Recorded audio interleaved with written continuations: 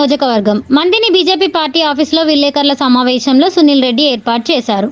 Parliament ప్రభారి Narender Reddy సహా ప్రభారి రమేష్ గారు, coordinator Suhasini, జిల్లా అధ్యక్షుడు చంద్రపట్ల సునీల్ రెడ్డి పాల్గొన్నారు.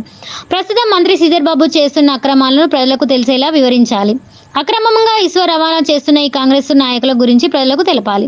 Congress party manifesto committee chairman Sridhar Babu వల్లనే ఇవాళ ప్రజలు అవస్థలు పడుతున్నారని, ప్రజలకు ఉచిత హామీలు ఆశ చూపి తెలంగాణలో అధికారంలోకి వచ్చారు అని, కాంగ్రెస్ పార్టీవి అన్ని జూట మాటలు అని ప్రజలకు అర్థమయ్యేలా ప్రతి బూత్ అధ్యక్షుడు ప్రజలకు వివరించారని, మోడీ పాలన చూసి వందలాది మంది బీజేపీ పార్టీలో చేరుతున్నారని, మోడీ పాలనలో సస్యశ్యామలంగా ఈ భారతదేశం ఉంటుందని ప్రతి ఒక్క ఓటరుకు చేరేలా ఇంటింటికి ప్రచారం చేయాలని పెద్దపల్లి పార్లమెంట్ నియోజకవర్గం నుండి బీజేపీ పార్టీ అభ్యర్థి గోమాసు శ్రీనివాస్ను భారీ మెజారిటీతో గెలిపించారని కోరారు.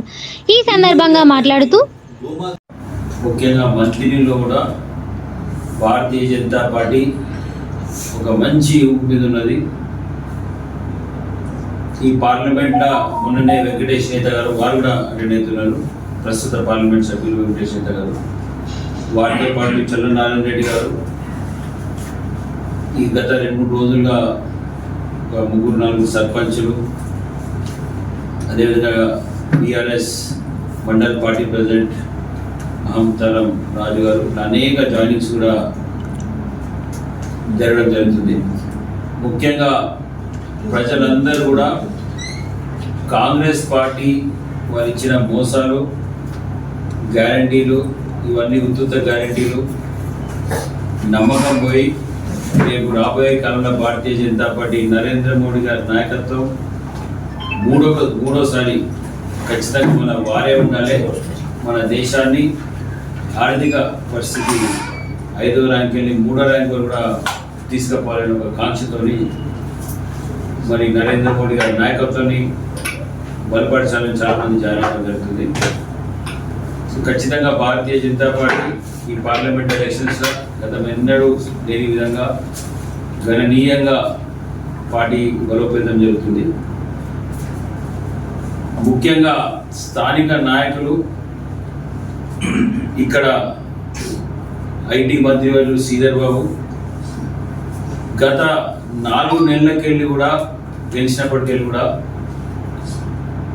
ఎన్నో ప్రగతులను పలికి ఈ ప్రాంతాన్ని మొత్తం ఐటీ కారిడార్ చేస్తా అని, ఇక్కడ ఇండస్ట్రియలైజేషన్ చేస్తా అని, పక్కనున్న కాళేశ్వరం ప్రాజెక్టు మరి ఆ ప్రాజెక్టు అన్ని విధాల రైతులకు పంటలకు నీళ్ళు అందిస్తా అని చెప్పి, ఇంకా జరుగుతున్న ఇస్కో ఖాళీల అవకతవకలు, ఇల్లీగల్ దందా, ఇల్లీగల్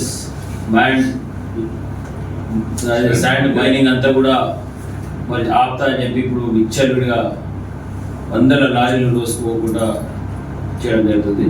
ప్రజలందరూ కూడా మరి ఏ హామీలు అయితే ఇచ్చిందో కాంగ్రెస్ గ్యారెంటీలతో పాటు ఈయన ఇచ్చిన హామీలు ఇవేవి కూడా పనికొస్తలేవు అనేది ప్రజలందరూ గ్రహిస్తుంది. కాబట్టి కాంగ్రెస్ పార్టీ కూడా ఎందుకంటే ఆయననే మేనిఫెస్టో కమిటీ చైర్మన్, మరి 6 గ్యారెంటీలు కూడా ఆయన కూడా సూత్రధారి కాబట్టి కాంగ్రెస్ మీద పూర్తిగా విశ్వాసం ఉంది. అదేవిధంగా వివేక్ వెంకటస్వామి గారు కూడా మరి వారి తండ్రి వెంకటస్వామి గారికి వెళ్ళి వివేక్ గారికి వెళ్ళి మళ్ళీ వాళ్ళ ఈ కార్యక్రమంలో పార్లమెంట్ కన్వీనర్ వెంకటేష్ గారు, రాష్ట్ర council member Kondapaka Satyaprakash, Kataram single window chairman Challanarayana Reddy garu, assembly convener Malkamohan Rao, co convener Nampally Ramesh, జిల్లా అధికార ప్రతినిధి పోతరవేణి క్రాంతి కుమార్, రామగిరి మండలం ఇన్ఛార్జ్ చిలివేరి సతీష్ తదితరులు పాల్గొన్నారు.